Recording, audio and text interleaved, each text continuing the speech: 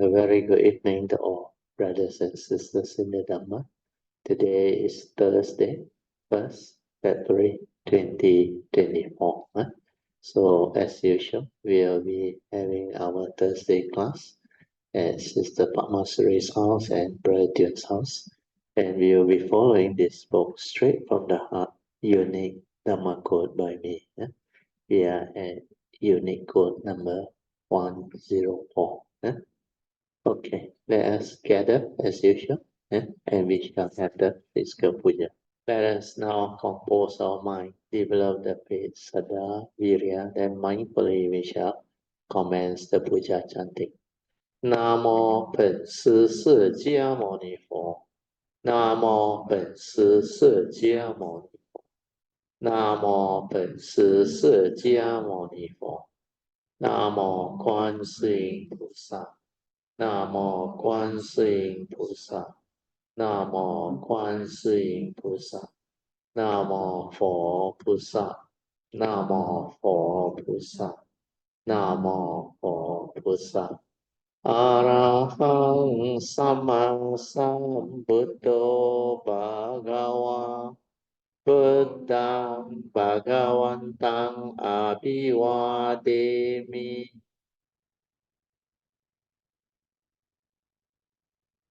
Swakato Bhagavata Dhammo Dhammang Namasami Supatipanno Bhagavato Sāvaka Sangho Sanghang Namami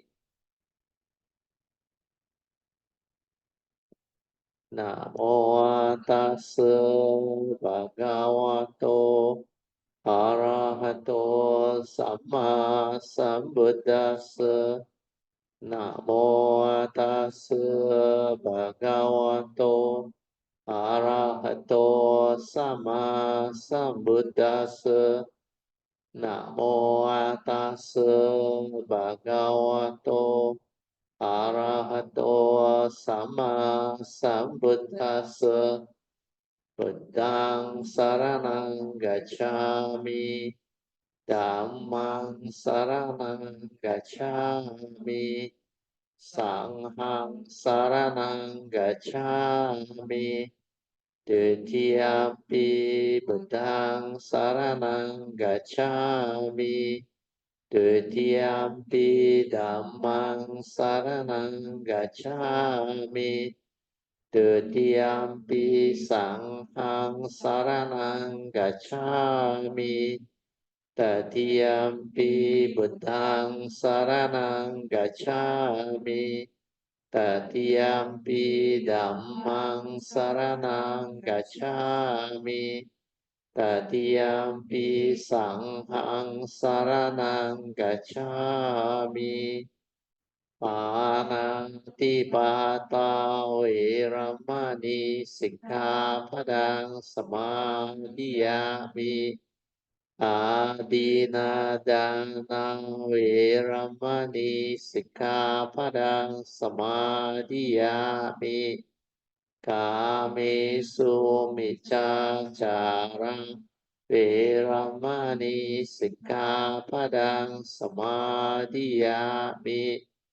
Musawada Veramani Sikkhapadang Samadhiyami. Surameraya Majapama Dattana Veramani Sikkhapadang Samadhiyami.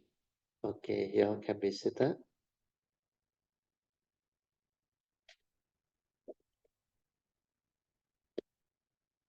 Turn to page 3 of the chanting book. We shall continue with our Padipa Puja chanting. Ganna Sarapa Ditena Ditena Tamadang Sina Diloka Dipang Sambuddhang Pujayami Tamonudang Ganda parayuttena dopena ham sukankina pujaye pujaniyam tang puja bhajana muttamang vanda ganda guno petang etang kusuma santatin pujayami munindasa siri pada sarorohe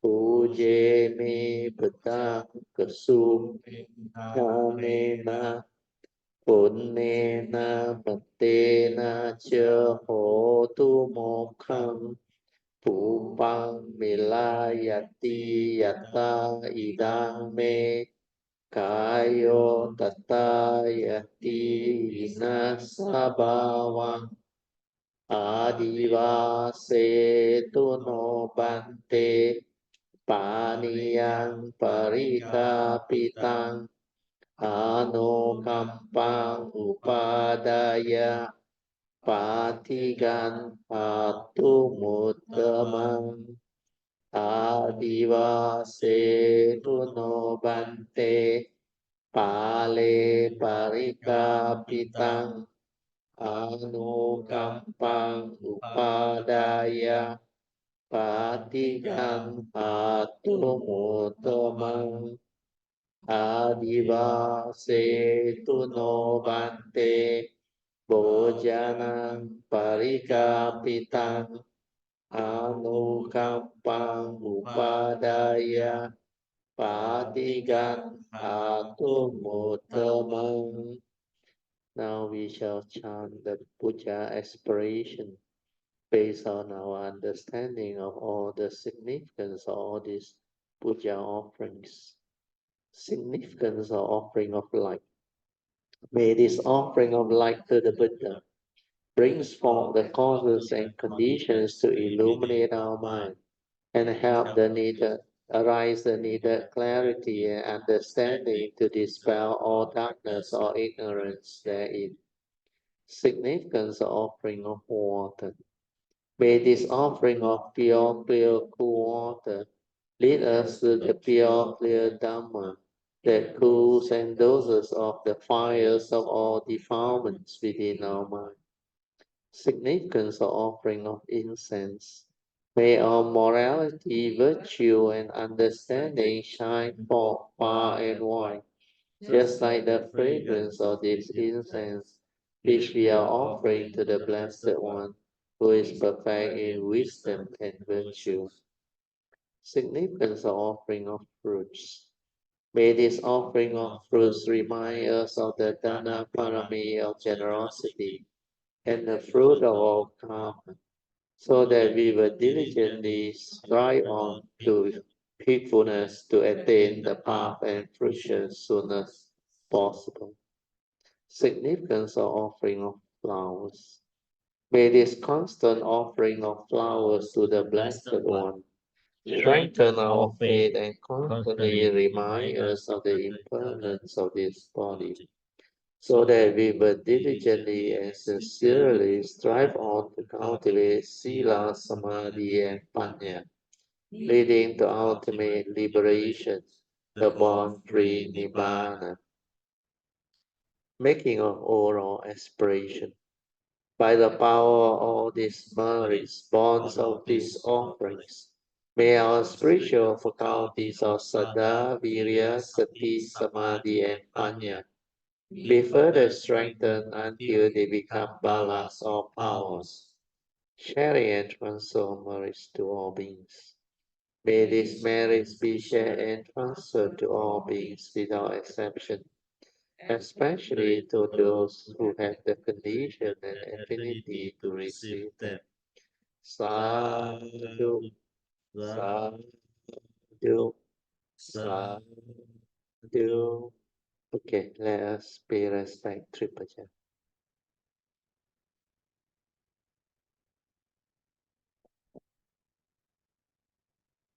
Buddhang Pujemi.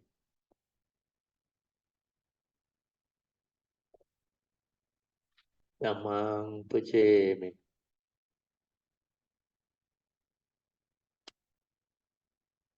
Sanghang Puja.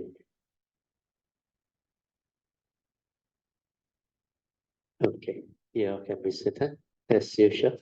We are off the light so that you can have your half an hour or awareness-based meditation. Mm. Remember the four support, especially the first three. Relax, maintain awareness, and stabilize the inner awareness. Then after that, you just continue to develop the silent mind, which is without the thinking, without the thought process.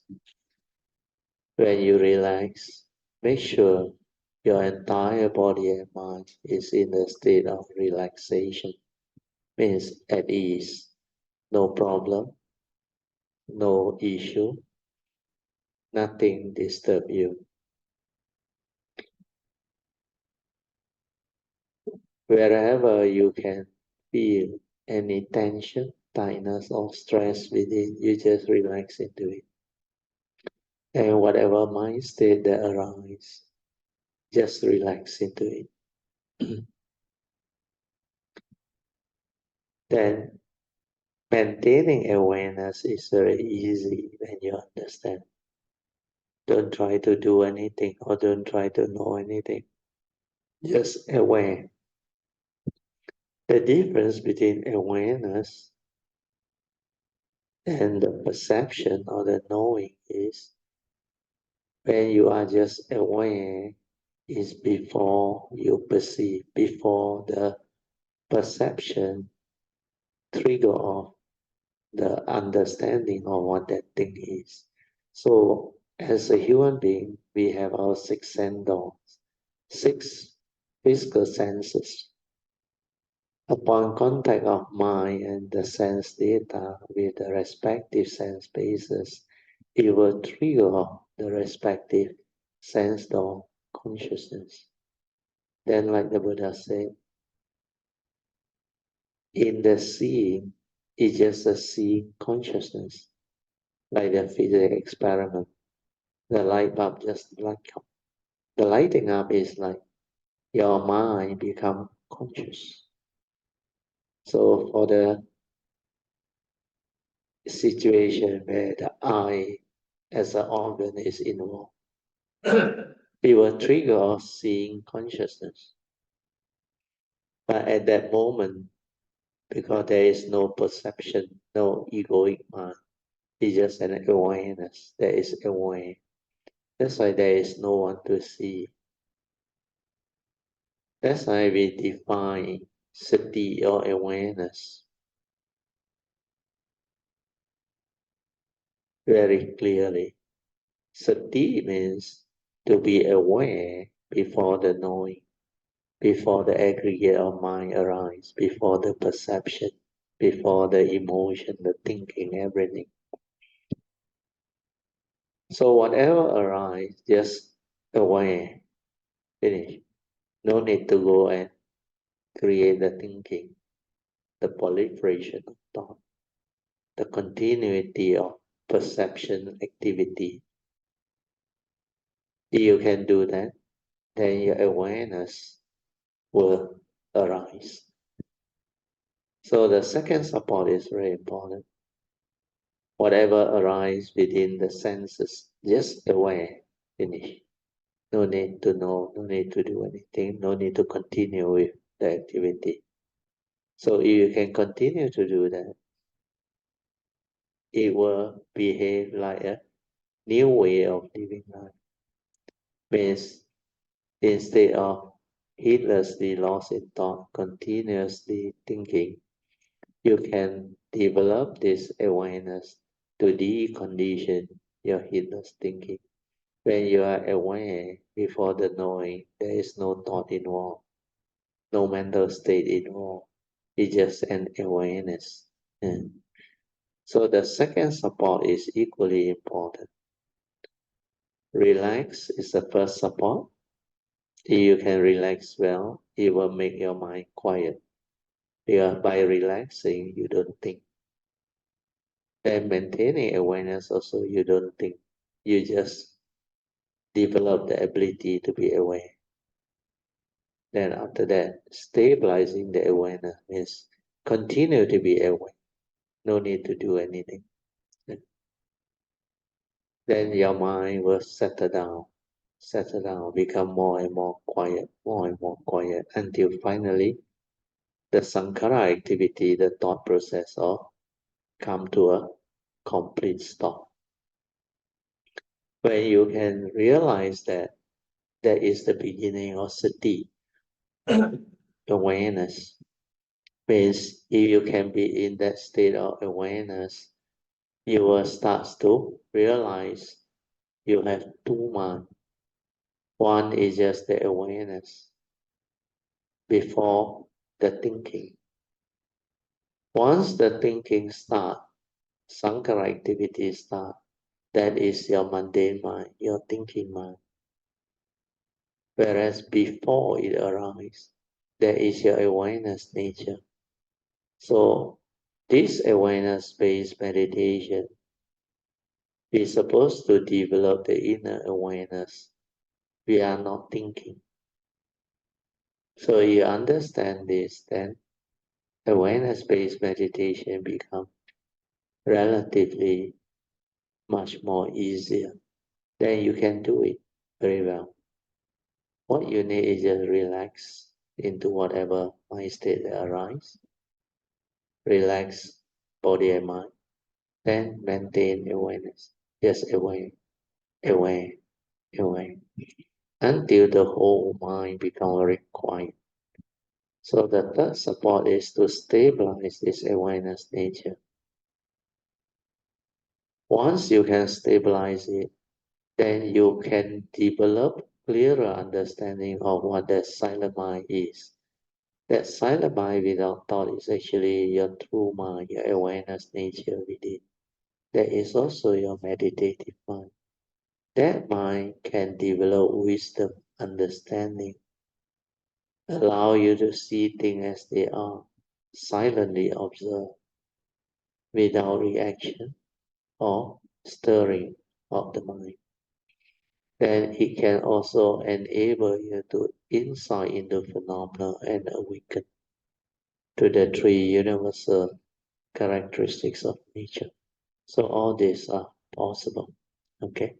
Then after that, for those who have this ability to develop the inner awareness, you can move on to the fourth support.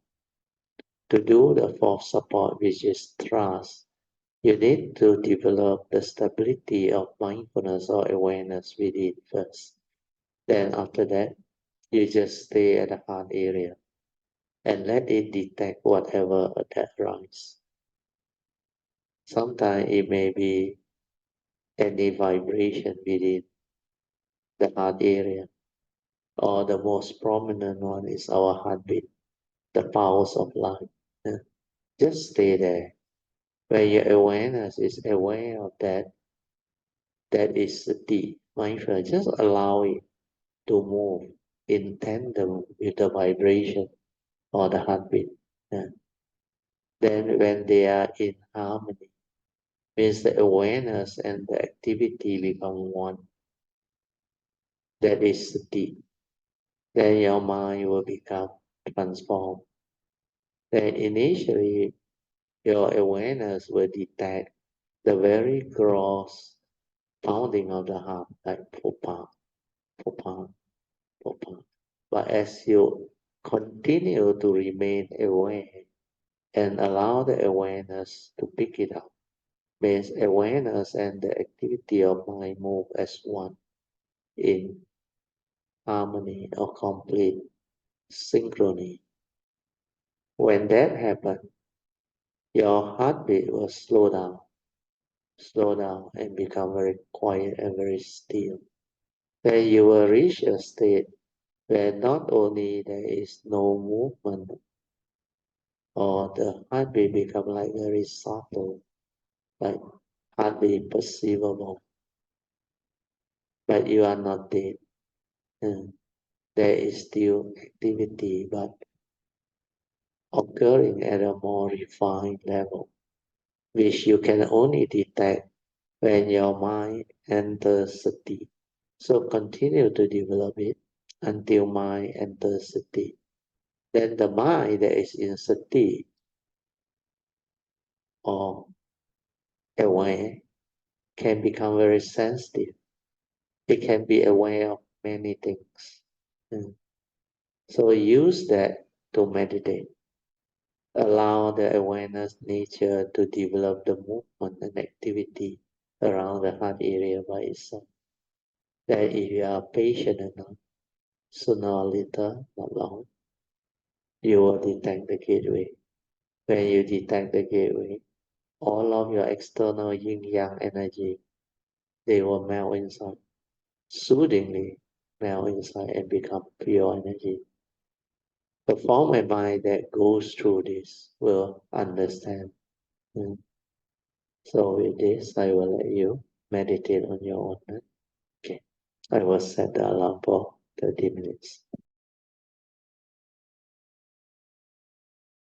Okay, you all can slowly, mindfully come out of the meditation. Try to maintain whatever inner peace, inner calmness, and inner awareness that you have developed for as long as you can. Then these are the mind states that you need to stabilize to develop the stability of mindfulness in the midst of life so that you can use it to develop the heedfulness. Okay, turn to page 6 of the chanting book. You will chant the invocation to the Devas. Invocation to the Devas. In this universe, in the entirety, let the deities of Devas come here. Let them hear the good teachings of the King of Sages, which gives heaven and release Nibbana. This is the time to listen to the teaching. This is the time to listen to the teaching. This is the time to listen to the teaching. Samanta Chakawalesu Atra Gachantu Devata Saddaman Munirajasa Sunantu Usakemokadang Dhammasvanan Kalo Ayang Padanta Dhammasvanan Kalo Ayang Padanta Dhammasvanan Kalo Ayang Padanta Namo Tassa Bhagavato Arahato Sama Sambuddhassa Namo Tassa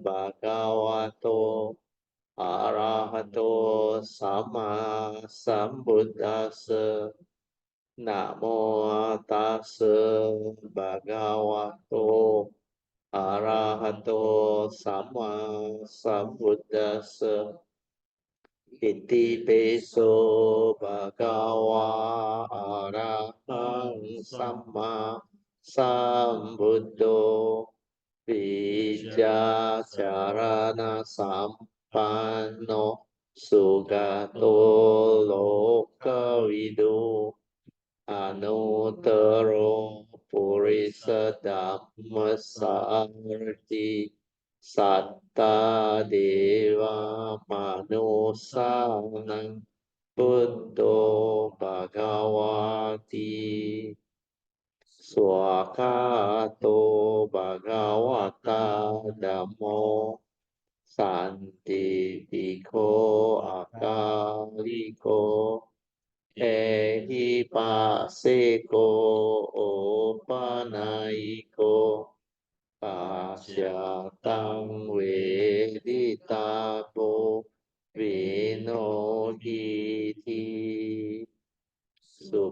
ฏิปันโนภะคะวะโตสาวกสังโฆอุจุปฏิปันโนภะคะวะโตสาวกสังโฆยายาปฏิปันโนภะคะวะโตสาวกสังโฆสามีจิปฏิปันโนภะคะวะโตสาวกสังโฆยาดิดังจัตตาริปุริสโยคานิอัตตปุริสปุกาลาเอสาภะคะวะโตสาวกสังโฆอาหุเนโยปาหุเนโยดักเขเนโย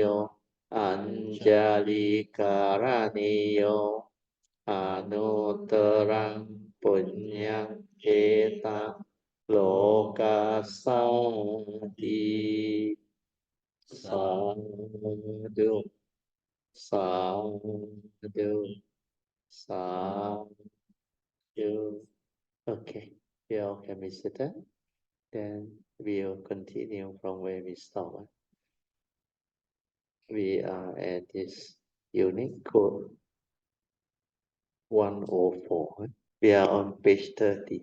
Unique code 104. We just completed unique code 103 for the previous Thursday. So this is a continuation. So when we cultivate Noble Eightfold Path, the first thing we need to develop is right view. After we have right view, then we will know how to arise the appropriate right thought, right speech, right action, and right livelihood. So this unique code is a continuation from there. So unique code 104 is right thought is very important because it's the second Noble Eightfold Path factor. So what are right thought? They are all your virtuous thought, means without the evil roots of greed, hatred, and delusion. Virtuous means wholesome, beautiful, very virtuous, full of virtue. So all these virtuous thoughts, they include the four Brahma Vihara. As we all have gone through, also developed the understanding. To be born as a Brahma rhyme being, or the Rupaloka, where all the Brahma take birth. All these cultivators of the Brahmara, they need to develop what they call the jhana practices.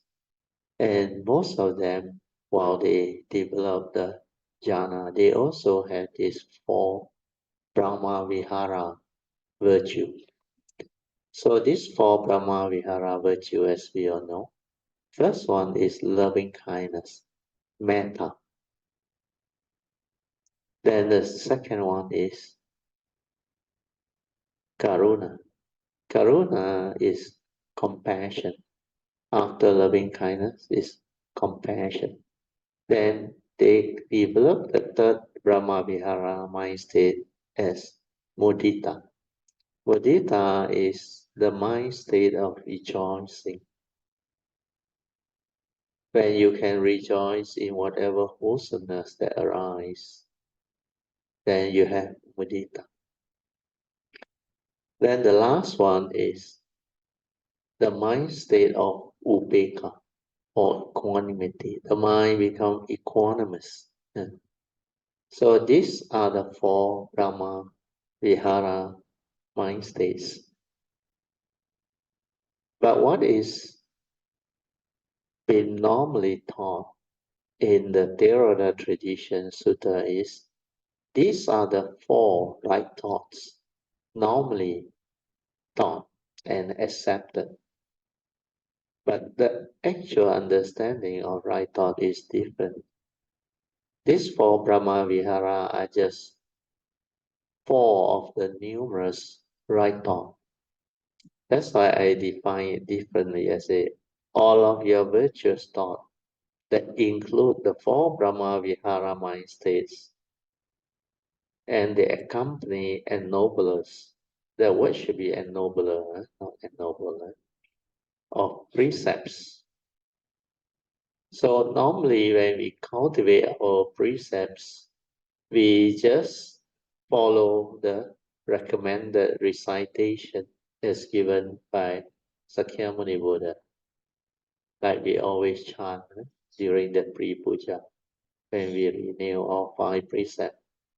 Take for example the first precept, Panatipata Veramani Sikkhapadang Samadhiyami. So the meaning is we undertake the training rules to abstain from killing or causing harm to fellow living beings. So this is the precept, abstain from killing or causing harm to fellow living beings. So what is the ennobler of killing? Means you must develop loving kindness. Who are the people who kill? They are violent people, selfish people, deluded people. So the ennobler of angry people, violent people, selfish people, they have their various ennobler mind quality, especially when you have anger, when you are violent. The opposite ennobler mind state is you not only abstain from anger, you develop the ennobler of it, means you must have love. The moment you have this ennobler of love or metta, you cannot be angry anymore because man can only do one thing at a time. When you radiate metta, when you have metta, you cannot have anger. The reason why people stir their mind and become violent or angry is because of their wrong thought, their delusion. That's why they become angry. So these ennoblers are also virtuous thought. Then the second precept is instead of abstaining, undertaking the training rule to abstain from stealing or taking things that doesn't belong to us. We develop instead the ennobler of it, which is generosity. If we can have a generous mind, we will not be greedy, we will not steal, and we will not misappropriate or deceive people or cheat people. So similarly, the third precept, instead of committing sexual misconduct, developing the lust, we should develop the ennobler of contentment.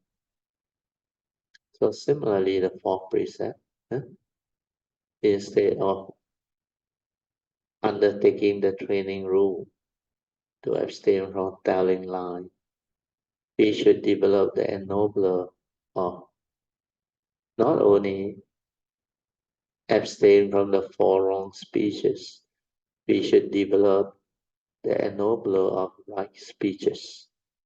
Yeah. The ennobler of right speeches are very important.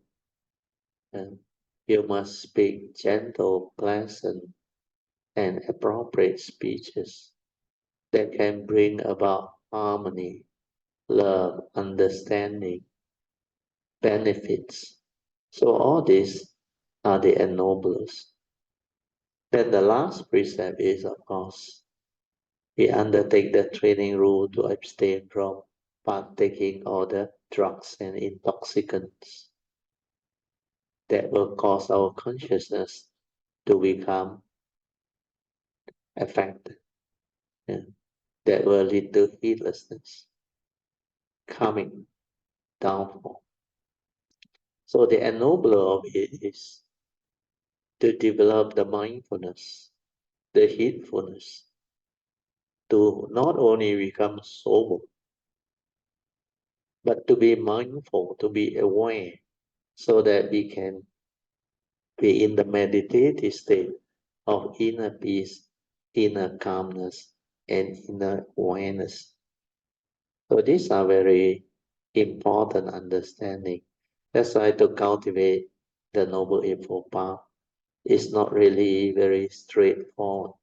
We need to understand the essential Dhamma teaching very clearly before we can really do it. So now maybe I will write the Noble Eightfold Path factor down first. So this Noble Eightfold Path is the meditation as taught by the Buddha.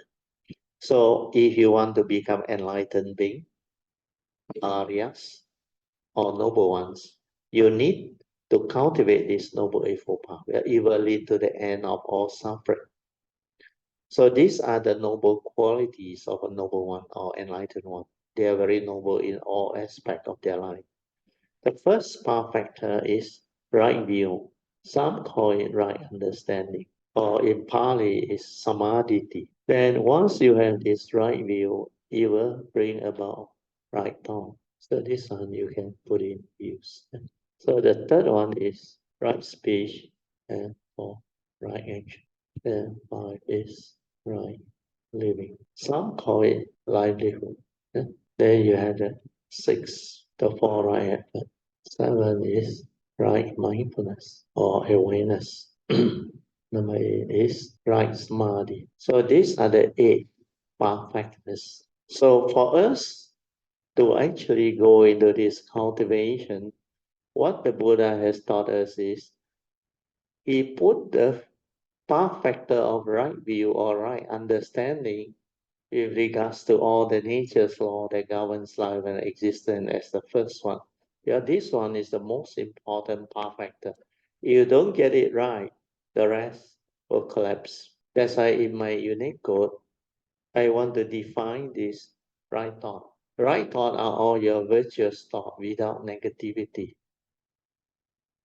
Once you have right view, you cannot develop the wrong thought. Because right view is the one that guides you, prevent you from committing all the deluded thing.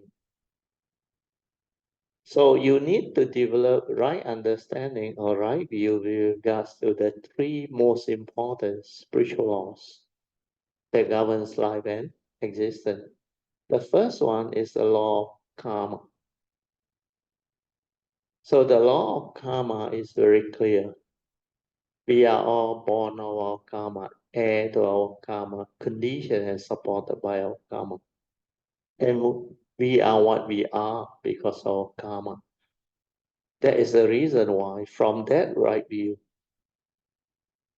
we will develop the understanding of how to cultivate and develop the appropriate way to live our life.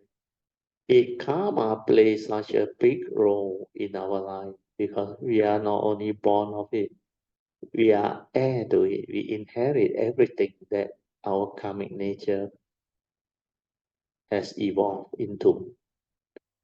So you are born of your karma, heir to your karma, then conditioned and supported by your karma. And you are what you are. So almost 99.999% of your life is dictated by karma. So what must you do? You have to take care of karma. How do you take care of karma? That's how the advice of the Buddha come about. You need to avoid all evil. Then cultivate wholesomeness. That's how you take care of karma. Then, of course, purification of mind. The third advice of the Buddha is to develop wisdom or right view to be free from delusion. So all these are related. Then when it comes to karma, we also know you reap what you sow. Do good begets good. Do evil begets evil. You plant the seed of evil, you will reap the fruit of evil. That you plant the seed of wholesomeness, you will reap the fruit of wholesomeness. That's why we need to come out with all this right way of communicating and living our life. Means you must arise all the right thought, appropriate, wholesome thought, without delusion, without ignorance. Otherwise, this one become wrong thought. So if your view is wrong, your thought will be wrong. Then how can you have the Noble Eightfold Path factor? Then whatever thought you have will condition the way you act and speak. That's why all this will fall apart. Then the way you live your life also come from your views and thought process. That's how the Noble Eightfold Path will fall apart the moment you don't get the right understanding of these three types of right view, spiritual law. So first one, law of karma already so powerful. The advice of the Buddha came from there. And how to avoid all evil? That's how the essential Dhamma continue to evolve. The Buddha said, avoid all evil. And what is the Buddha advice for us to avoid all evil? He said you must keep the minimum 5 precepts. That's why precept is being introduced, sila or morality. If you have sila or morality, means you prevent yourself from committing major evil that will lead to karmic negativity or karmic downfall or suffering. That's how Dhammapada verse 1 and 2 come about. The Buddha mentioned our life. We hold the key to our life destiny. To be happy or to be sad or miserable depend on our choice. If we choose to be heedless, then suffering will follow you, following Dhammapada verse 1. But if you choose to develop this right view leading to right thought, right speech, right action, all things, means you choose to be heedful, mindful, aware, so that you can act, speak, and think with a wholesome mind, a virtuous mind, which is free of the evil roots of greed, hatred, and delusion. And then happiness will follow you, like a shadow that never leaves you. So all these are the teaching that is stated in the essential Dhamma, and they come from right view. And the first right view, law of karma, already so powerful. Then the Buddha didn't really stop there. He elaborated on what constitutes right thought and right view. You see, if you don't have this right view, then according to the Buddha, there are evil roots of greed, hatred, and delusion within your mind state. Otherwise, these three evil roots of greed, hatred, and delusion will not manifest within your mind. They are called the evil roots because roots of all evil. When you have them in your mind state, greed, hatred, and delusion, it will condition living being, yeah, to actually create negativity of mind state or karmic process. And this is how the precept, actually morality or sila, is being taught. The Buddha said, why must you keep the 5 precepts minimum? Well, they constitute major evil, and we can put it to test. Who are the people who violate the 5 precepts? We take one by one. The first precept, we undertake the training rule to abstain from killing. Who kill? Who harm? Violent people, angry people, selfish people, deluded people. All the 3 evil roots are there. That's why when you violate that first precept, you commit major evil. The second precept also says, who will steal? Who will take things that doesn't belong to them? Again, it's selfish people, deluded people, then sometimes possessive people, and or cunning people. All these are the people that has the evil roots. At least either delusion, which is definitely one of them, or combination of delusion, greediness, and selfishness. So the third precept, fourth precept, and the fifth precept also say, without the evil roots, you will not commit them.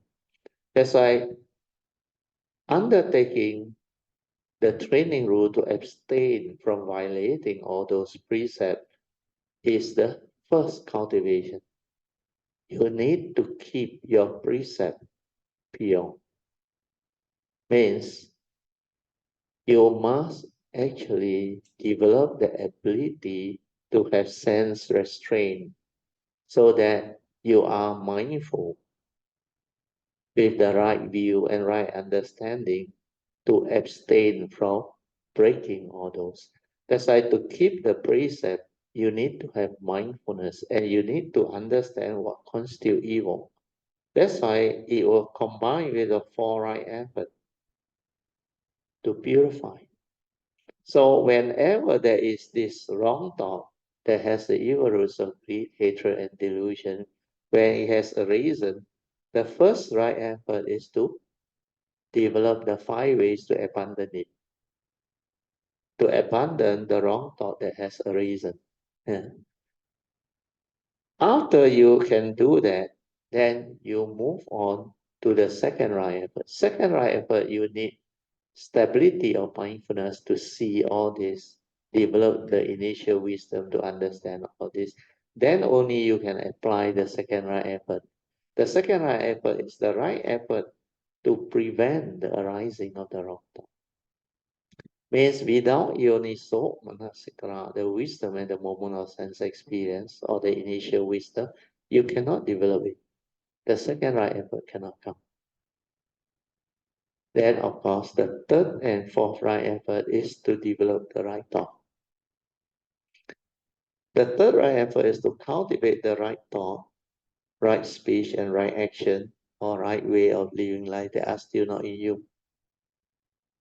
So you apply right effort to cultivate. There's a noble eightfold path with a very big scope of cultivation. To develop all this understanding, to develop all these noble qualities, you need to have mindfulness, right understanding, then diligently work towards it. Understanding the essential Dhamma. Then after the third right effort, you go one more round, the fourth right effort. You need to review all this right thought, right speech, right action, and the right way of living life that you have developed.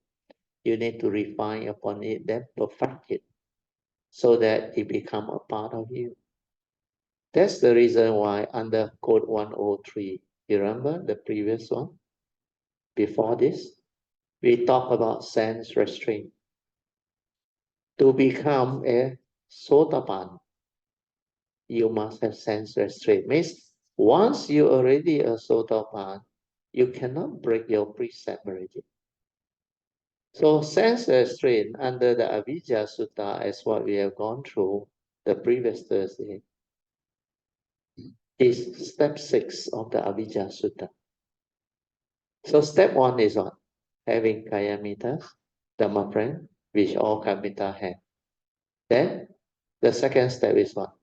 Because you are part of the Kayamita, you will have opportunity to listen to the true Dhamma. Understand? That one all Kayamita also. Then the third one is what? Faith in the Buddha and his teaching. Well, after you listen to the true Dhamma, you develop the faith through understanding the teaching. Then at the same time, you also develop the faith through putting all this into practice and investigate into it. So once they stand up to investigation, your faith becomes more stable or unshakable because you see the beauty of the teaching. And all this is transforming the individual, the cultivator of the way, to become a more virtuous, a more wise, appropriate living being or human being. So once you develop them, you become different. You become virtuous, wise, noble in every aspect of life. That's why all these teachings, they are very meaningful, very beautiful. And you understand them, they actually stand out, stand out. So after you have the first three steps of Avijja Sutta, what is the fourth step? Eh? Fourth step is after you listen to the true Dhamma and developing the faith, the fourth step is what? Huh? Yoniso manaskara. Very good. Wise attention at the moment of sense experience. How do you develop it? First and second turning, wisdom. Understand? Now? First turning through listening. Then, if you have your past, or if you can understand very fast, you will awaken. But if you cannot, you move on to the second turning.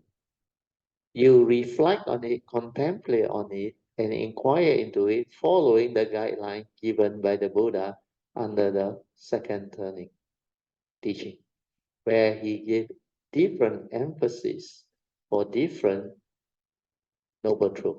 Each and every other honorable truth, he stressed it differently. Take, for example, the first noble truth. He said, how do you inquire? How do you contemplate and reflect? The hint given is this noble truth of dukkha, which is the first noble truth, is to be understood. You have to understand it. So that is the guidance. That is the indicator. And that is the one that the Buddha actually gave to the cultivator of the way to develop the second turning contemplative wisdom.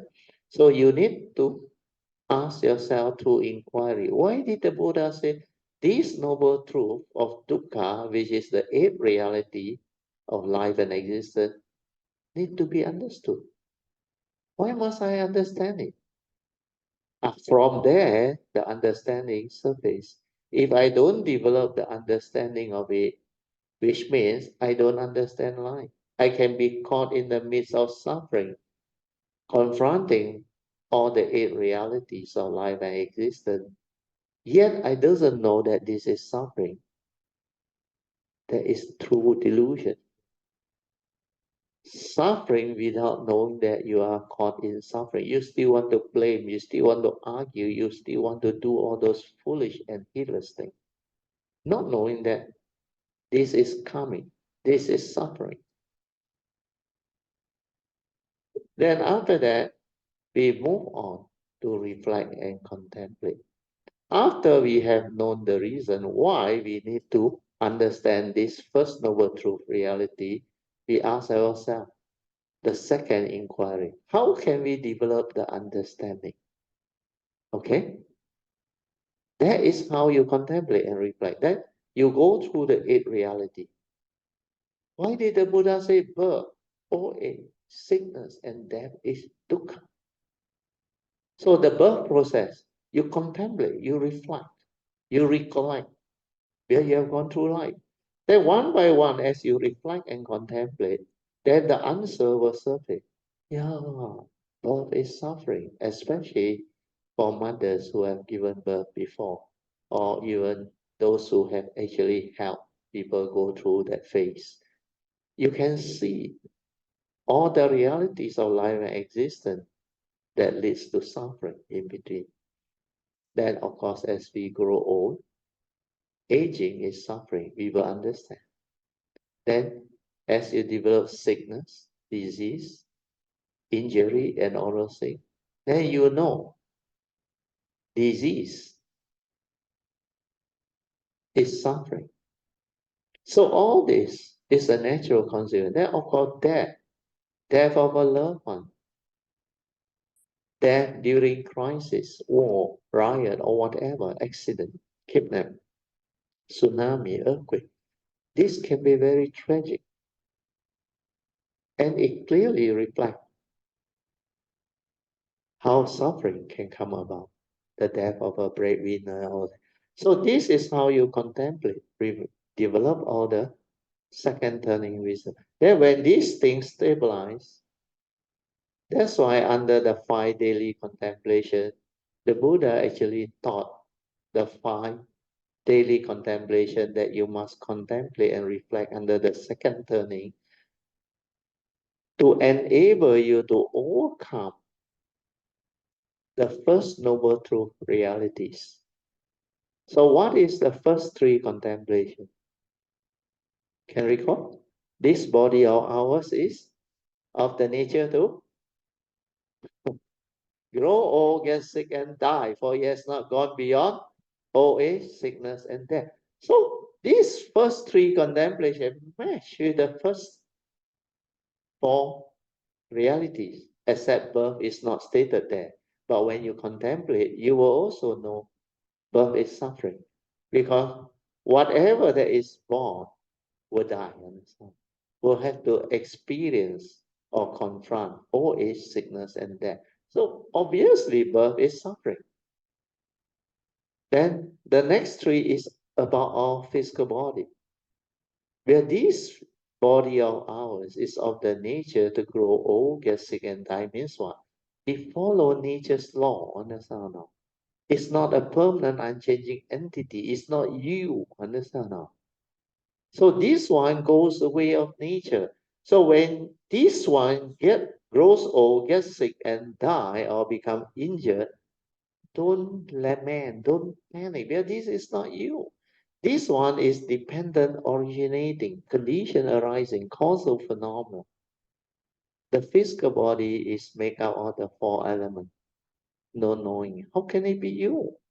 Elements go the way of nature. They will transform. They will evolve. That's why they will go through old age, sickness, and death. And these are realities, not only peculiar to you. All living beings who confront life or live life long enough, they will have to confront all this reality.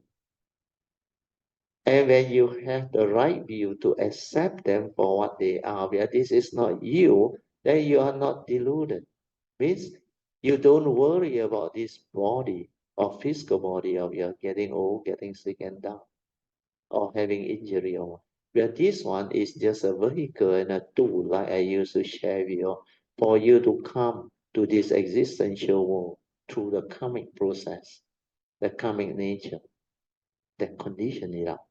So when you understand this, then you know how to live life. Make use of it to live life, but not to be worried about it. Because if you deludedly believe it's you, then that is sakkayaditthi, self-delusion. That's how suffering come to be.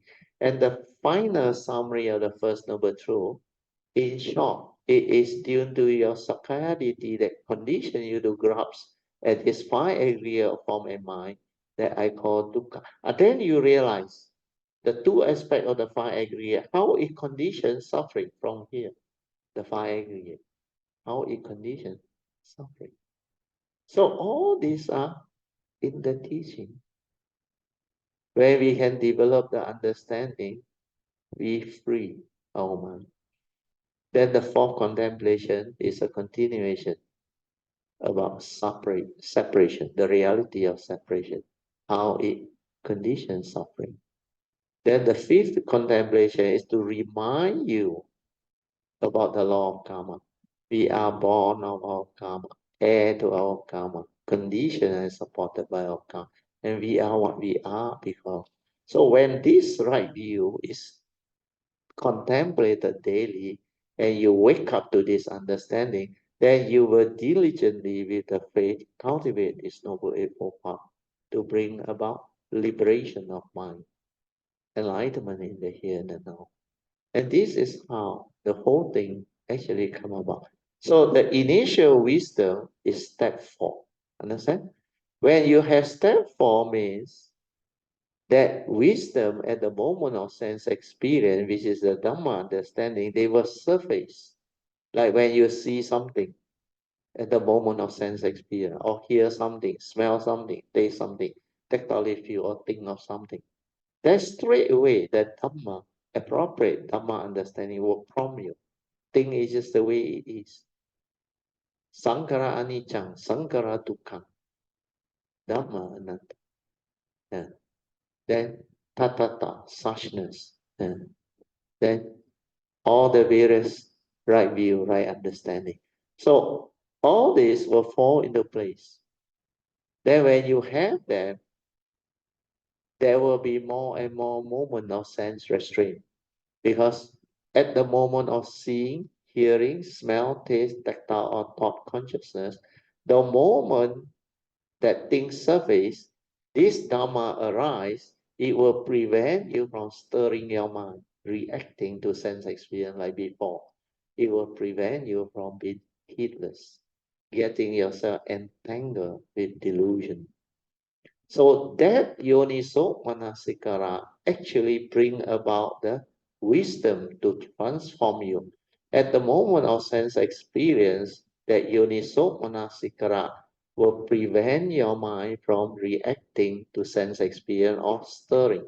That's why there is no movement of thought. You will be able to have that moment of peace, silent awareness. You just awake and the right view or right understanding of Dhamma, wisdom, free your mind. That's why the mind does not react and become right thought or wrong thought or unwholesome thought. They become pure awareness. You can have more and more moment of pure awareness, or what we call space between thought. When you are aware, it's before the knowing, before the thought arising. That's why this sati, which is mindfulness, they will start to stabilize. They will start to develop. So once you have the step 4, which is yoniso manasikara, it will lead to step 5. Step 5 is sati sampajana. You will have more and more moment of peace when you go through life. So that space between thought will start to like lengthen. Then you will have more and more moment of mindfulness and awareness, stability of it. Hardly any thought. Then you don't stir your mind anymore. Most of the time you're aware. Then when you can do that, means your awareness-based meditation has stabilized. Your mind has entered sati. So step 4 will lead to step 5. Once you have step 5, step 6 is what? Huh? Sense restraint, is that? That's what the cultivation is all about. Without sense restraint, you cannot keep your precept. You cannot develop all the noble Eightfold Path quality. That's why everything depends on mindfulness leading to heedfulness to develop all this understanding leading to sense restraint. And when you can have sense restraint, means you cannot arise a wrong thought, wrong speech, wrong action anymore. Which means the only thing you can have is the 3 types of right conduct, which is the right thought, right speech, and right action, which is step 7. And this one, it can only be perfected and developed once the 4 right effort, the 3rd and the 4th right effort are developed. So the whole cultivation is all within the Four Noble Truths, the essence of the Buddha's teaching. And this Noble Eightfold Path is very powerful. A lot of the Buddha's essential Dharma teaching are all from here. That's why without this Noble Eightfold Path factor, there is no way you can develop the noble quality to become enlightened being. So enlightened being doesn't come about through fantastic meditation. Like when you suddenly experience a fantastic experience in your meditative training or meditative process, especially people who do psychic or energy field, or even they call magic. Magic means they meditate until their mind is so concentrated in samatha. Then suddenly the manifestation of this defilement of insight will arise. They can see nimitta. Then sometimes their mind state become like abnormal, like very, very super bright. The mind state become like bright. Then suddenly in the meditative state, like in a dark room or dark area, it's like daylight to them. Then they can see a lot of those psychic things, like read people's mind, can levitate, and can actually develop the divine eye and all those things. All this psychic has nothing to do with wisdom, has nothing to do with the noble eightfold path. That's why it is not a prerequisite or criteria for the enlightenment as taught by the Buddha. All this without the Noble Eightfold Path, they are not the teaching of the Buddha. Yeah. So whatever meditation you do, if it does not bring you back to this Noble Eightfold Path, then it's not the meditation that's taught by the Buddha. And it's not the type of enlightenment that the Buddha actually taught. And that's why the enlightened being as taught by the Buddha, they are called the Aryas, the noble ones, with noble qualities, noble understanding. Okay, so can follow, huh? Sadhu, sadhu. Yeah. Then you all have any question regarding today's topic, we can discuss it. Or if you want to report your meditation, you also can. Or share whatever meditation experience or Dharma in daily life sharing that you have developed, you can. Huh? Okay, so we'll come to the second session now, which is meditation reporting, followed by whatever question and answer that you all may have, or discussion as we have normally developed, Dhamma in daily life. Amitofo, Brother Teo, Mrs. Teo, Yes, and all Kayamitas. yes. Today topic is interesting. Brother Teo today, I mean, not just today lah. Brother Teo started, like Brother Teo mentioned, started to be more detailed in terms of cultivation. So Yes. today, today's Noble Eightfold Path Factors is Yeah, the also, emphasis is on the yes, cultivation. on the cultivation, yes. How to So develop it, you're right. yes, so because of that, right, the cultivation. Mm. So in daily life, you will see all these things happening, Brother Teo. Yeah, very true. Yes. Yes. So yesterday, before I talk about today, not yesterday, Tuesday. Today is Thursday. Yeah, Tuesday, the Tuesday class yeah, also very good. Brother Teo also talked a little bit about this. Let me see what is that. I actually put it down somewhere to say that I need to talk about this. Oh yeah. The four right efforts, Brother Teo. Because Yes, Brother yes. Teo mentioned about avoiding evil, do good is just to take care of karma, Yeah, You are not yeah, yeah. purifying your mind, which is very, very true, Brother Teo. Yes. A lot of time people emphasize cultivators over the way because recently my friend also keep telling me about this do good, avoid evil, that kind of thing. But this is just Yeah. taking care of your karma. You haven't even moved into your purification of your mind as Correct. well. Correct. So Yes. they are very particular about avoiding evil, do good, keep doing good, keep avoiding evil. But this is just I would say the beginning part. You haven't Yeah, the even beginning purified part. the mind. Yes. So that part I felt Brother Teo talk about it on Tuesday very, very good. Okay, that Yeah. emphasis was there. So I kind of like struck me when my friend talked to me about this kind of thing, Correct. just Correct. taking care of karma. So Brother Teo also, I mean, besides the other point I want to mention is Brother Teo, all these Oh, Dhamma, right?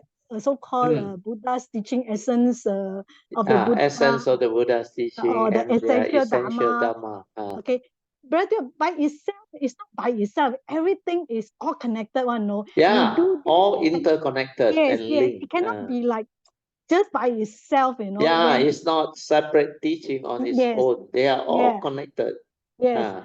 So it's like when you do something, you will see a lot of things happening as well, not just that particular thing, Like Sadhu, yeah, very good. so Yes. it's like all coming to you, it's like, Yeah. you see everything, not just one particular thing that you think Yes. that you were focusing, but a lot of things coming in together to like, it's all the working of all the essential Yeah. Dharma coming together, Yeah. And to like, they manifest as one understanding. That's why yes, they call correct. it the complete teaching, the Yes, totality of understanding. Then you yes, yes, become different.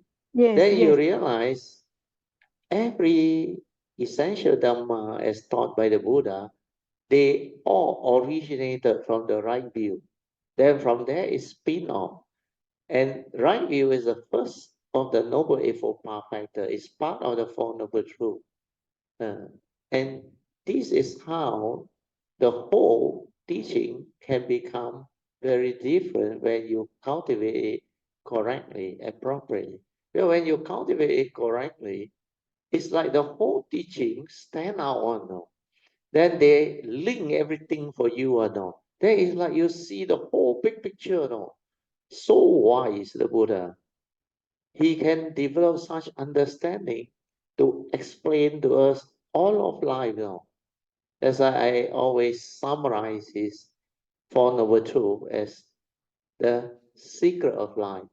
Because whatever that you want to understand regarding the mundane and the supramundane aspect of life, they are all covered inside his Four Noble Truths. Then the spin-off from the Four Noble Truths are all the essential Dhamma. That's why it becomes a complete, very comprehensive and whole teaching, which I can't find in any other religion that is so complete, so extensive in its spread and understanding.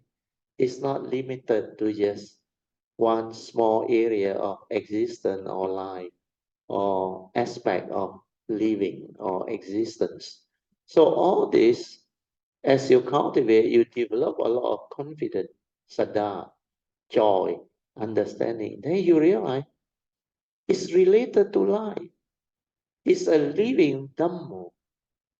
It's not theoretical Dhamma where you cannot live it, where you cannot really develop the application of it to understand life, to live life, to develop the beautiful, what they call understanding of life, so that you can liberate your mind and develop the enlightenment that living beings are looking forward to develop.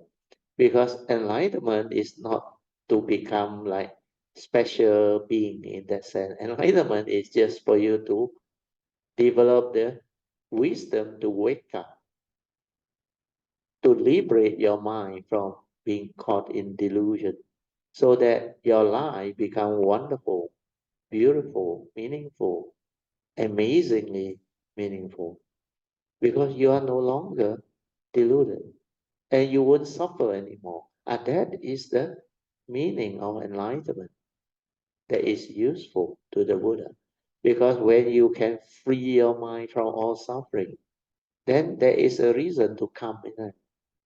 You come to this existential world with that type of wisdom and understanding, then you can continue to come without problem.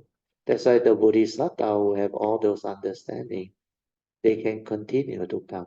And that nature can be developed until so evolved, until so, don't want to use the word powerful. It's like so amazingly beautiful. Yeah. So all this is what the teaching is all about. It's capable of such marvel, such wonders, and amazing beauty of what life and existence can be. So these are the things that cultivator of the way, especially we all Buddhist devotees, you are able to realize this wisdom and understanding to transform your life and develop all this understanding, wisdom, virtue, and perfection to the level that has never been done by humanity before, except for the great beings and the Samasa Buddha. So as you go deeper and deeper into this supreme vehicle teaching, you become very different. Uh, Very good, Poh Cheng, Sadhu. You're starting to develop all this understanding already. Uh, Yes. So I want to give an example of the daily life. How do I actually see all these things that come together, yeah. the essential Dharma all comes Mm, together, link, mm, and then yeah. how I mean, like Brother Teo always said, how this become a living Dharma to us, Yeah. in living our life, is all related Yes. to life. Yes. It's not, Yes. apart from life, Yeah. Yeah. Yeah. So yeah, and then how it links to Avijja Sutta as well, that Brother Teo Correct. emphasized, Yes. So it's like you cannot finish talking about it. It's all Yeah. Yeah. interconnected, Brother Yeah. Teo. It's not like I can only talk about one aspect and then I say, no, not really. Also, it's also this and that. Correct. Correct. It's like so Sadhu. marvelous that you said you live your life, you see so many things, Brother Teo. It's like Correct. no Correct. ending to the Correct. Dharma That's why I understanding, used to share with you all wisdom is unending. You remember? Yes, yes, yes. The wisdom that you can develop through this type of bodhisattva way cultivation is unending. Uh, so all these are very, very amazingly wonderful, beautiful. And I use the word rewarding, remember, in the Tuesday class. Rewarding.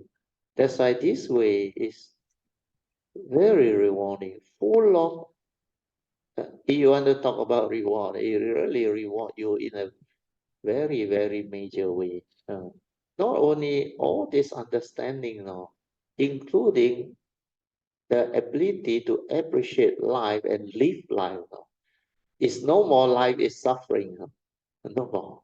That one is just the unconditioned Dhamma, where the noble truth of dukkha, where the reality of life exists. If you don't have this teaching, then life is suffering. But if you have this teaching, when you realize true emptiness, like what the sutta, the Heart Sutta mentioned, in true emptiness, existence become wonderful. That's why true emptiness is wonderful existence.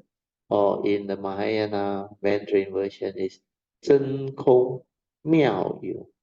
So all this will become a living reality as you complete all this cultivation, training, and awakening. And all these are within the reach of living being, provided you have these three things. You have the faith, then the sincerity, and diligence. So these three things will drive you. Of course, there is also the important affinity with the triple gem. When you have the faith, the affinity with the triple gem will be there. That's why after that, your sincerity will actually drive you to cultivate. Then you persevere, diligently cultivate. So all these are not difficult. They are within the reach of normal living beings. But you need to have good karmic conditioning, good what they call affinity with triple gem. Then like the Avijja Sutta. First and most important one is Kayanamitta. And of all the Kayamita, the Buddha is the greatest of them all the great beings. So you can have within your field of relationship true Kayamita who have this type of quality, then you will be home, no problem. So all these are like, when you understand already, it's not difficult. Like I shared with you all, how to create affinity. Chant their forehao or pay respect, or just enough already. Understand? Where that is the starting point. Then after that, like we all cultivate all the way, we come to know so many of these great beings and Sammasambuddha with their vows and their forehao and all those things. You can develop affinity very easily. Then the salutation, paying of respect, all this, establish a lot of what we call affinity. Then following the yellow card, the Bodhisattva vow, that the format that I have given you all. That one is very comprehensive, especially the part on creating affinity with the great beings and Sammasambuddha. You always invoke power of merit for causes and conditions for you to receive their blessing, protection, and guidance. That affinity alone is very powerful. That's why you must generate more and more wholesomeness. Follow the advice of the Buddha. Keep the three sets of pure precept of the Bodhisattva. Is an extension of the three advice of the Buddha. So all this understanding, when you develop them, you realize the cultivation becomes easier and easier and easier. And you go all the way up like the high-speed train, all the way on. No more like the old locomotive, ching chong, then can bring down. This one, smooth sailing, like no resistance. That's why they call it the MacLove, levitation. It can just, they say the train can move at the speed of the aeroplane, some faster than the aeroplane. You can never imagine all this even 1 decade ago. But now it has become a living reality. Their speed has evolved until actually the plane also cannot fly as fast as them. So all these are technology driven. Then the Dhamma is also evolving, following technology and all those things. That's why don't blame technology. Don't blame any technical advancement for the problem. When you understand, these are reality that need to be confronted. So when we have the understanding, we become different. We can embrace all this, whether it's technology or whatever. Because like I always share with you all, the most important one is what? The user of that technology, right? Or your thought process is the same. The user of that thought is very important. If the user is evil, what happens to the thought? Thought become evil thought, wrong thought, isn't it? But if the user has Dhamma, wisdom, understanding, then thought become wholesome thought, understand? Right thought, beautiful, virtuous thought. True or not? So everything in life is the same. It depends on the individual.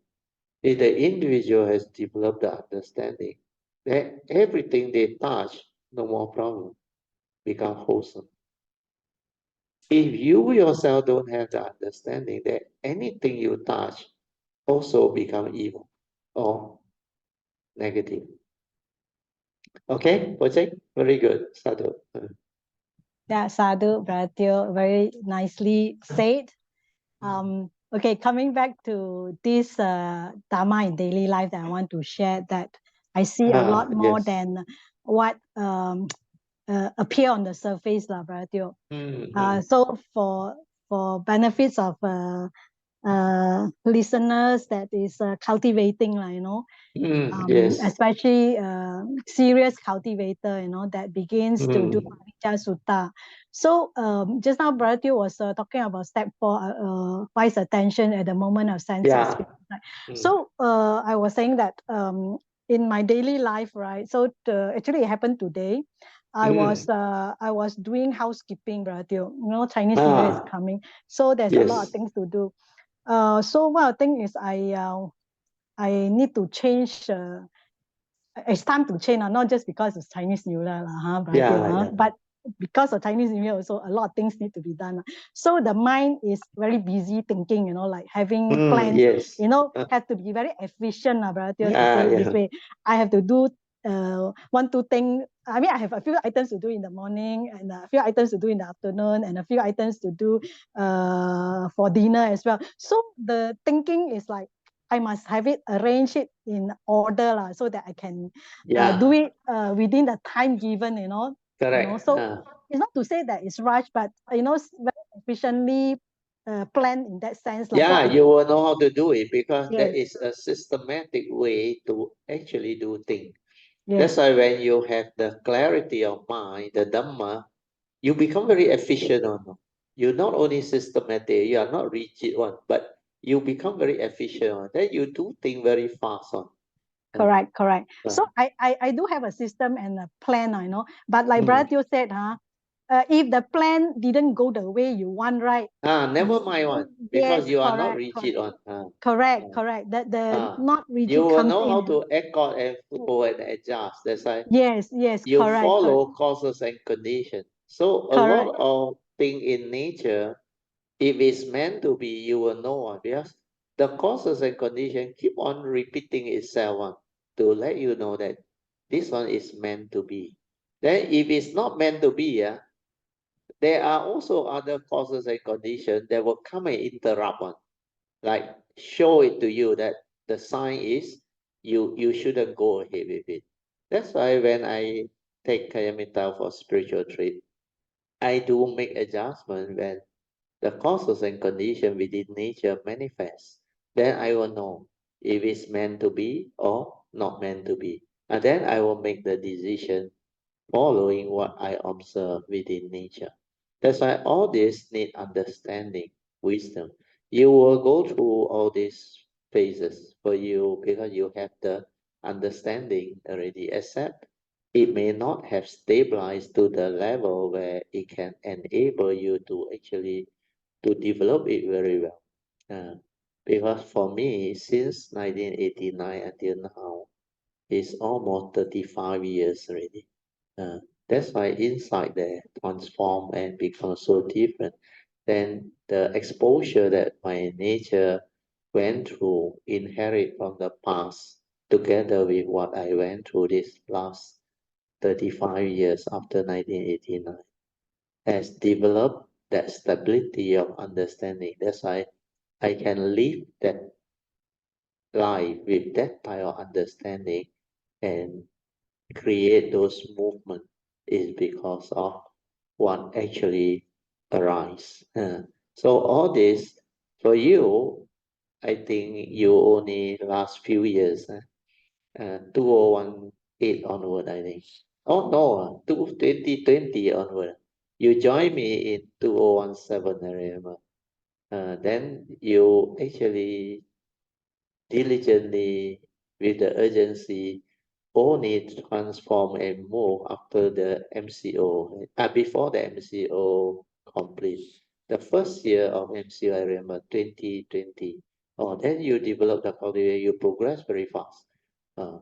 Then the last 3, 4 years was amazingly beautiful for you. The transformation was really beautiful. That's why I salute to you. And you will go through this. And by the time you can live so long, maybe another 30 years from now. By then you are 80 plus. But don't worry, even 20 years and now, you become very different already, Poh Cheng. You will speak differently also. And you will have that type of understanding. At that time, you can help a lot of people. that time you can actually become very different, a blessing to many. Sadhu. Sadhu, Brother Teo, Yeah. sadhu for all the good teaching that I learned from Brother Teo, that I have so much gratitude and respect that helped me and inspire me, to Yeah, yeah. Well, have a lot of, this is the way of cultivation. When yes, you yes, go through that cultivation, you will develop those understanding, and all this appropriate understanding will surface and manifest, and you become very different. That's yes, why this type of teaching, you will not be like normal people. No? You try to like teach less than what you know, thinking like Kung Fu. You teach all, your student become better than you. But this one cannot, no? Because when it involves the nature's cultivation, the nature's cultivation, you cannot catch up like normal. Cannot. It's just like the Kung Fu got one type of saying, in Mandarin is what? Gong Li. You know what that one is? Like you cultivate for 30 years already. Your Gong Li inside there, you develop. But that one is not the muscular hard work of, not that one, no. That one is the wisdom and the what they call understanding that transform your martial arts skill to a level where normal people cannot catch up on. Like you have that like 50 years, 60 years of Kong Li. A new fellow cannot just practice and expect the miracle. But the understanding part is very different, the wisdom part. So the spiritual side is different from the Kung Fu some more, but quite similar. To catch up with that master or that sifu who has already in this training for, let's say he did the correct Kung Fu and training, to catch up with him after he has developed it for 30, 40 or 50 years, it is not so straightforward. You cannot. Uh, Of course, human being one is different. Human being one, you know why different? As the master become old and age, his physical strength cannot really answer. So a lot of things he cannot do. Right? But this type of spiritual understanding, no aging one. You don't go through old age sickness and death. Because that nature inside there, that's why I say the Bodhisattva way, that awareness nature, that true mind, that nature is different one. That one, when you evolve it, you cannot catch up like that one. It's just like now, I give you an example. If you have not stabilized your mindfulness, sati, okay, you cannot progress beyond that, correct or not?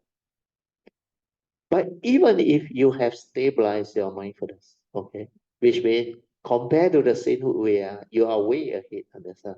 Well, at least you can stabilize your mindfulness and you know what that silent mind is, the true mind is, but you haven't detected the gateway.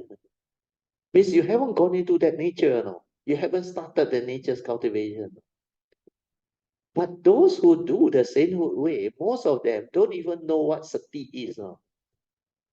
What awareness is. And they still talk base inside there. You think how fast they can catch up? Unless their past is fantastic, no way. Yeah, even after they know what sati is, awareness vehicle, you cannot stabilize it. You cannot go to do the fourth support, trust. You cannot do the fourth support. You cannot do trust. You cannot locate the gateway. Your yin yang energy cannot flow in. The pure energy to open up your inner nature cannot happen. Understand? Cannot happen means what? You can't even touch the gateway. Understand? Then how can you catch up with that guy who has gone in and transformed for 30 over years until that thing illuminate that nature? No way one. That's why that's bodhisattva way. That kind of cultivation whatever condition you have, whoever can understand, my nature can teach. I will teach you everything that I believe you need. But there is no way you can catch up with this nature, unless you're also a great being or a Samatha Buddha. Then that one is different, but they have done it before. Then they listen, they transform, they locate the gateway, they connect, and then when they inherit, they become different. And then the speed of that training and transformation depend on your past. Understand? Like the Samasa Buddha, the last life when he was Sakyamuni Buddha underneath the Bodhi tree, the moment he connect, he become the Samasa Buddha now. He inherited all his perfection now. So that one, of course, you find it very difficult to catch up with that one. That one, the moment he connect and transform, he inherit the 10 perfection all perfected now. It's like everything is there already. So our spiritual nature, it depends on your past. So maybe you have only done a few perfection or hardly any perfection. Maybe just starting somewhere also, I don't know. But for those who have done, that's why I say you cannot catch up on. So Poh Cheng, you understand the analogy. Yes, Pratyo, I understand fully what Then you're later on saying. when Yes. you transform also same, other people cannot catch up with you. Yes, yes, I uh, understand. Yeah, uh, the difference also between Kung Fu and spiritual nature is different. Kung yeah, Fu, when you old, you cannot already. Your correct. Yes. disciple will be able to be better than you. But Yeah, yeah, yeah. for spiritual side, the master always be better than the disciple. Because it's When they is you go to the gateway to develop the awareness nature cultivation, the Bodhisattva way, that one is a very different cultivation. That's why that one actually it need a lot of understanding, a lot of patience, faith, and all the perfection type of quality to go that way or not. That's why the 10 perfection, they are all very beautiful and very important to actually develop the progress in that type of cultivation. Because that type of cultivation take very long. And the more understanding you have about all those perfection, it will transform you more. That's why you look at the 10 perfection, you realize or not, Saddha is not inside there. You realize or not? yeah, it's not inside there. The spiritual faculty, because we are It's not talking about spiritual faculty yeah, anymore. correct, We correct, have correct. gone beyond spiritual faculty. So we are talking about those 10 perfection. Of course, the first one is Dana Parami. You have to do until very extensive. Then Sila also. You have to cultivate until very extensive. That's why it's called the Bodhisattva way. Uh, then all the Aditthana, Khanti, and all the so-called various other type of perfection, which is renunciation and all those things, they are very, very unique virtue or perfection that the true cultivator of the way will appreciate. And they will know. And these are so beautiful that it can be applied in all situations. And it can, like I put in the yellow card, in time of tribulation or what, you can invoke power of merits of all those wholesomeness. That's why you must cultivate all those virtue, wisdom, and wholesomeness extensively until when in time of need, uh, when you need them, you can invoke power of merits. Then you use it to like help you to move, understand? Or in uh, uh, worldly term we call silent everything. You know what is silent everything? Your merits, you silent. Like the poker game, the last round, you silent everything. You're very confident you will win. You silent everything. So when you need them, your merits, your virtue, your wisdom, and your understanding, you invoke power of merits and wholesomeness. It's very powerful one. Then you invoke all these for causes and conditions, for the great beings and the Buddha to guide you, bless you, and protect you. Oh, that one very powerful, I realize. So if you can do all this, your transformation or your progress along this path become very different. And then you must know how to make the additional vow, and also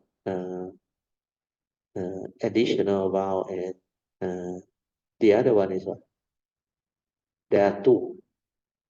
Miscellaneous. The miscellaneous one are the, apart from the additional which you know when you go through the cultivation, you will add it in. But the miscellaneous one is to help you to smoothen all this and complete all this. The miscellaneous one are the commonly done by all the cultivator of the way. Then you add them in. These are the miscellaneous vow that can help you more smoothly and develop them. The additional one is unique to you. Only you have those type of unique quality, and you know how to apply them very well. So all these are in the sharing. Poh Cheng, yes, sorry, you continue. Yeah. Oh yes, Matthew, you covered a lot of things today. Yeah, because of the causes and conditions, that's why they should thank you actually. Okay. So You many things. created the causes and conditions for all this to come about. And because of our recording website, all this will benefit future Kayamita who progress. Once they progress, they listen to all this, the thing will sink in or no. But this is how you learn from the great beings, the Bodhisattva and all those special cultivator. They have all this understanding that they can share with you, but you cannot hear it from others. You cannot even read it from books and all those things. But they are not, because all these are very different type of understanding. If you don't have that type of nature to do that type of cultivation, you cannot come out with all this understanding and share. It's impossible. That's why it's very, very unique in that sense. I call it a unique code. Now you realize why I use the word unique code. And that word is not simply thorough. Because I can't find a more suitable word. No. That's why I use the word unique. And that time I think Ingbi also knew. Before I even knew about it, that I have spoken so many, he told me he has put in her computer 160 over of this so-called Unicode now. Oh, that's why it make this book very easy. After that, I say you email to me. Oh, that all the 160 overcome. Then I have to rearrange them. Uh, that's how it become the book. So a lot of this teaching, it is meant to be even surface, like Eckhart Tolle mentioned, the book want to come, the book want to surface, the power of now. So the book want to be born. So all these are rather amazing things that can manifest and really become a living reality is because of the causes and conditions. And mankind, humanity, need this type of sharing and teaching. Very good. Poh Cheng, now back to you. Okay, so Brother, let me just complete the sharing first, okay? Can, yeah, About yeah. this daily Dharma in daily life. So I was doing this particular task of changing the bed sheet, Brother. So I Yes. was looking for the bed sheet that I want. I actually have like 3 type of bed sheet that I Mm, recycle. mm. I use 1, 2, 3 lah. So I use 1, 2 already, so I want to use the third one. I Okay. couldn't find the third one, Brother. Okay, so my Oh, mind kind of like want to think, cannot, no, Brother. wow. It says that the yoniso manaskara, like, Brother, at the moment of Yeah, sense yeah, already come yeah. out, cannot think already. Okay, Yeah, yeah, I yeah. whatever happened. Already happened, you cannot find, doesn't matter, just use Yeah, the just 2 or let use it the be. 1 Then it will okay. come out by itself. Yes, but Brother, the funny thing is my nature come out, I can, Wow, sadhu. my awareness came. I started clarity in front. What do you mean that you cannot find? It's just in front of you, and it's so clear, vivid. I didn't even wear spec, brother Teo. I can see it. I can see so clearly, that is here. I don't even think I don't have to search for it, brother Teo. Wow, sadhu. It's like so amazing, right? I mean, it's like I Yeah, told you, brother Teo, everything is interconnected.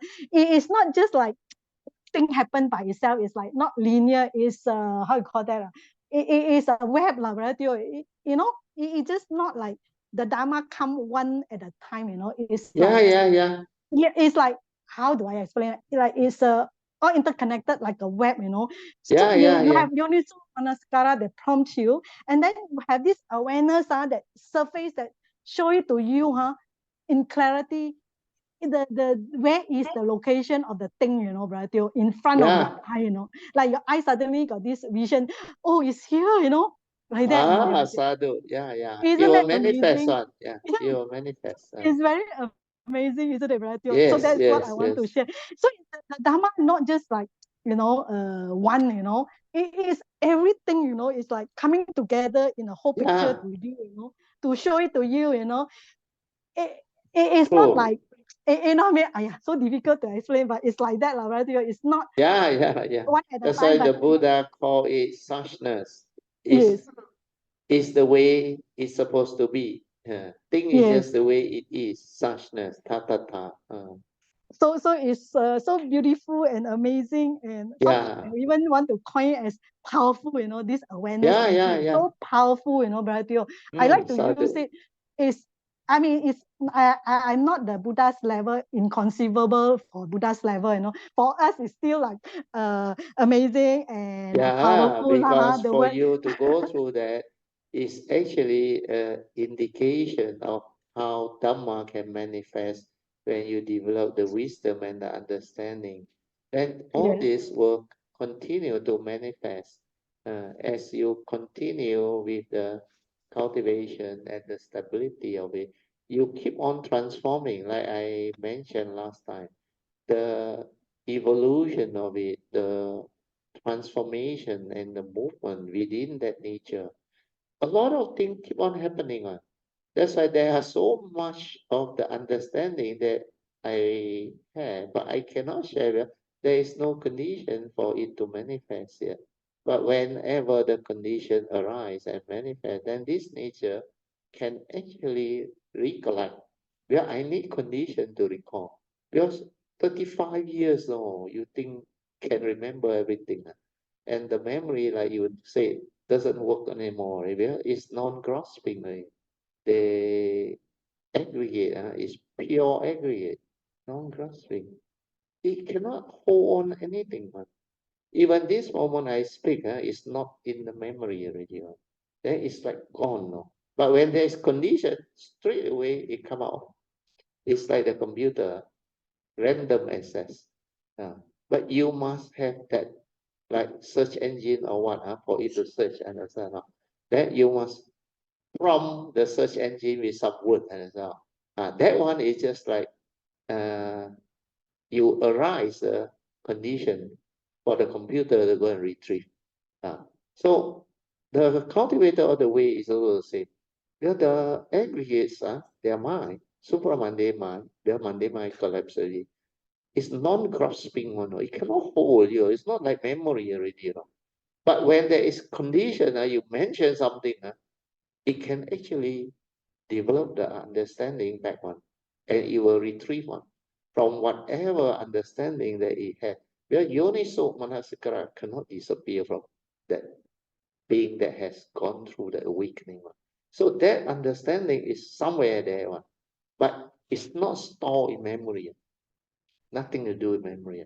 But like yoniso manasikara, when the situation requires it, it will manifest. That's how it works. And that is amazingly beautiful. So no need to remember anything. That's why I hinted to you all, and I actually advise a lot of time.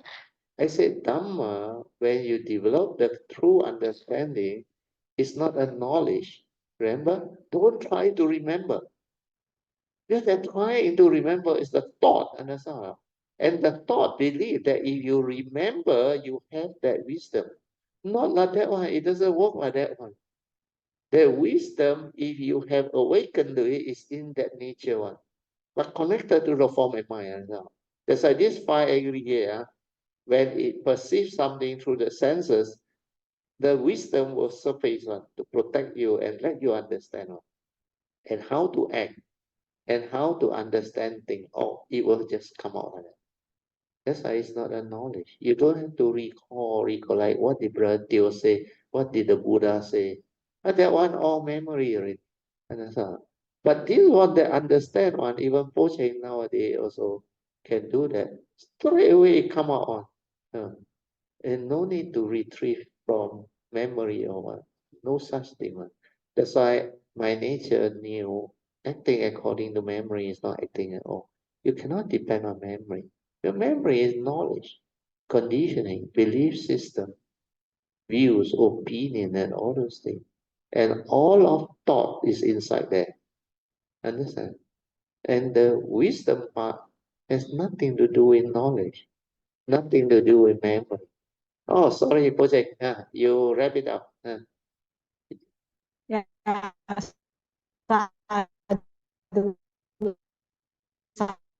Sadhu, sadhu, Oh, your sadhu. connection Right, is a so bit. beautifully, and yeah, so often when I don't use.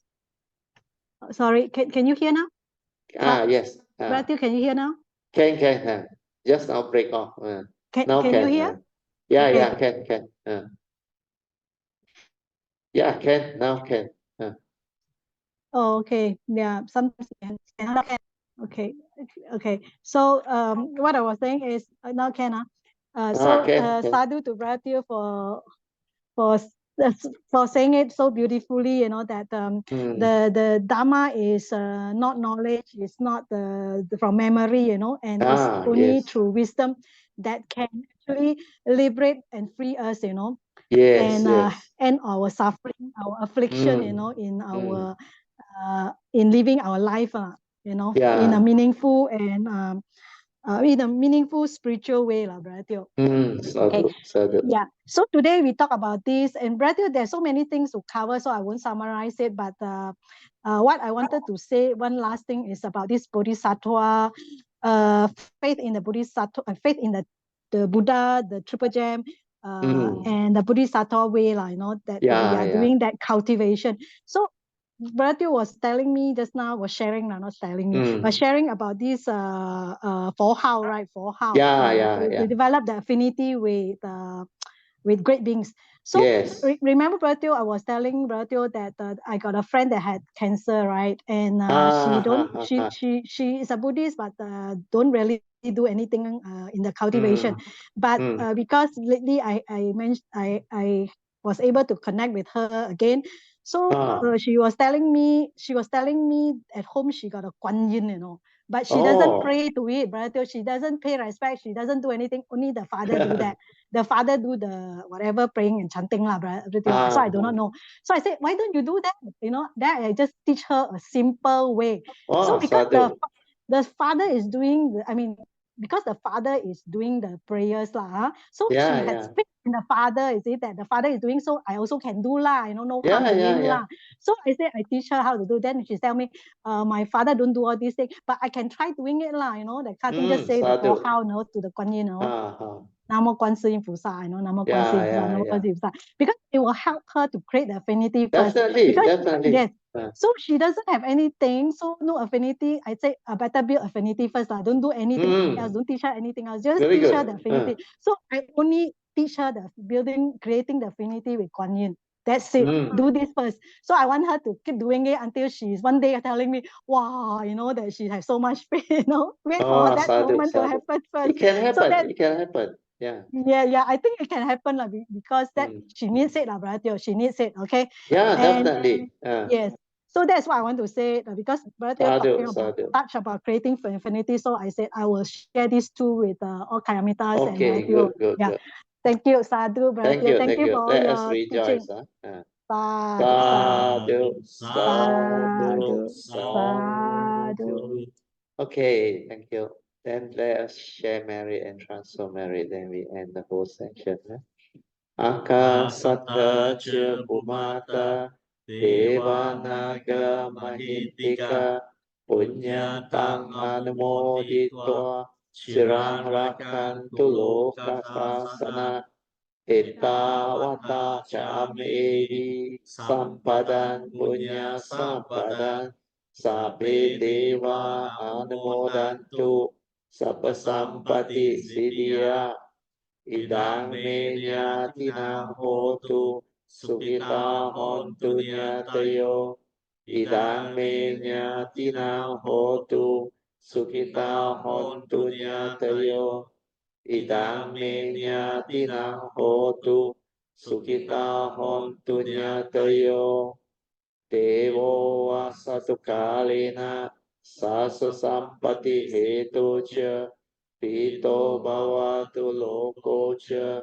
Raja bhavatu dhamiko Imina punyang kamena Mame bala samagamo Sakang samagamo hotu Yawa nivana patiya Sadhu Sadhu Sadhu. Okay, you can now pay respect mindfully to Lord Buddha, Guanyin Bodhisattva, and all the worthy ones. Then we will end our whole Zoom session. Thank you. Dear brothers and sisters in the Dharma, shall we hold our palms together and say sadhu 3 times to Bratio and Mrs. Steele for coming all the way to share this beautiful Dharma with us by saying sadhu 3 times. Sadhu, sadhu, Sadhu, sadhu. sadhu. Sadhu to Brother Jin Hao for fetching Bratio and for conducting the Zoom session and doing the recordings. Sadhu, sadhu, sadhu. Sadhu to Sister Poh Cheng for the beautiful sharing and creating the conditions for Bratio to share further and make the Buddha Dhamma clearer to us. Sadhu, sadhu, Sadhu, sadhu. sadhu. Sadhu to everyone for being here tonight, having the good parami to listen to this beautiful Dhamma. Sadhu, sadhu, sadhu. Sadhu to Sister Padmasuri, Brother Teo, and Ming Chu for having every one of us here today to listen to Brother Teo's great Dharma talk. Sadhu, sadhu, sadhu. Also today, I think you all should realize that because of Vilaya Day, Manyan can be here as well. We are KL holiday. Normally she cannot join Thursday class.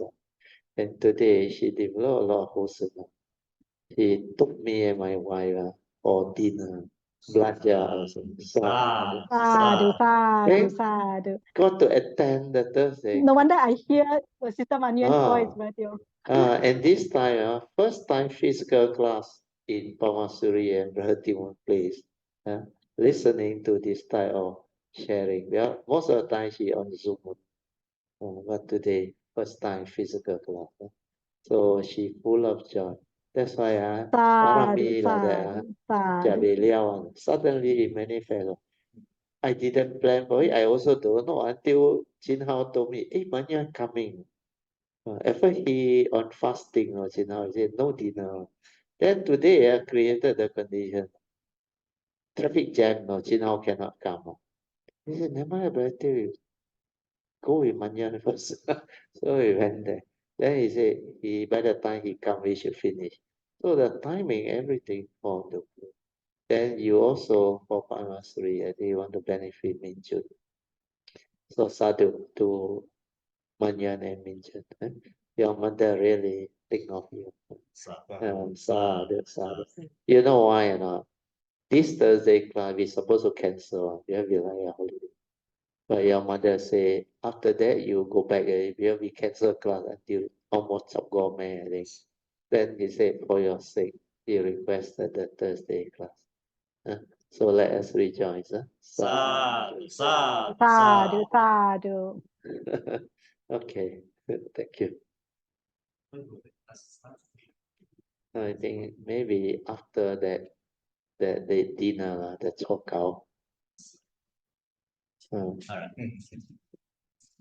No lah, after that dinner chokao, I think okay lah. After that lunch, that one is Sunday, right? Sunday. So after that Tuesday start lah. So subject lah. I think that day should be okay. Well, by then Sui also back already.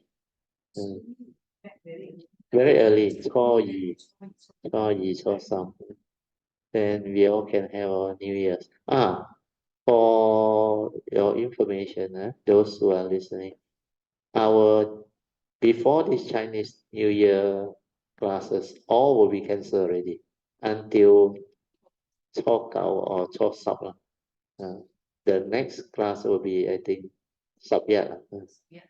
十一, 初十一, because we need to let people prepare for Chinese New Year and all those things. Then the usual message, make full use of this festival to develop understanding of the teaching. Every year I share the same thing. The New Year message is, New Year is an occasion for you to develop the understanding of the teaching deeper. Yeah, this is the year where most people can have reunion and all those things. You go back, then you watch out for the way you manifest yourself. When the Noble Eightfold Path is there, you become different. When the Dhamma is there, you become different. Then you can observe. Then you can know how to manifest to help people who are in need. So all these are very beautiful and very wholesome way of cultivating. Like Manyan now very different.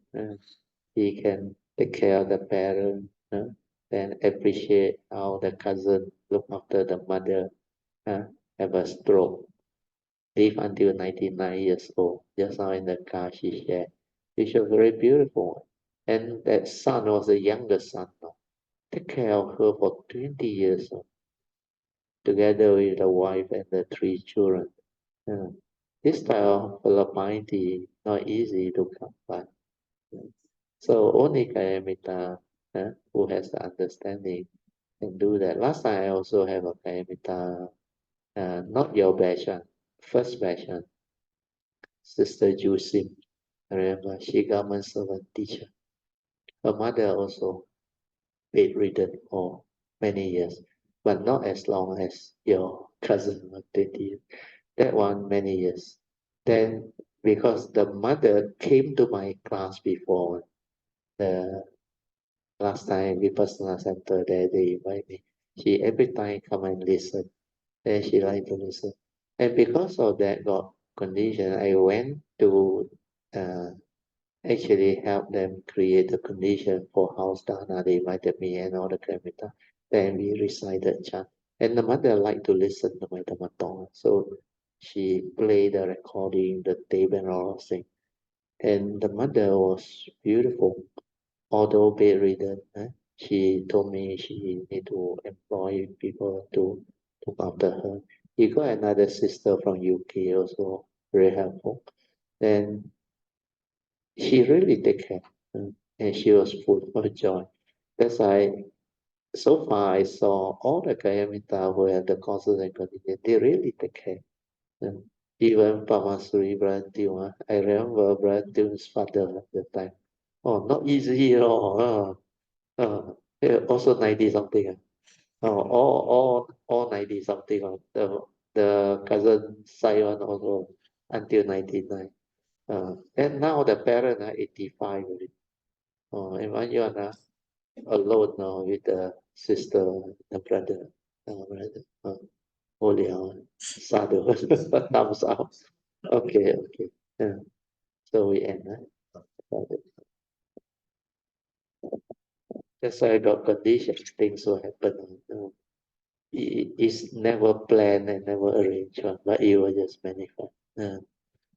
That's why I told Kayamita, those who attend the class consistently, you think they got nothing else to do. For so many years, come for Tuesday class, Thursday class, Sunday. Actually, especially Tuesday class, you look at the Tuesday class, Hui Rong, everybody, even Alicia, they are very different. Even Chipolian now improve a lot from song and then Jin Hao, and many. So my nature rejoice. Sadhu, sadhu, sadhu. Okay.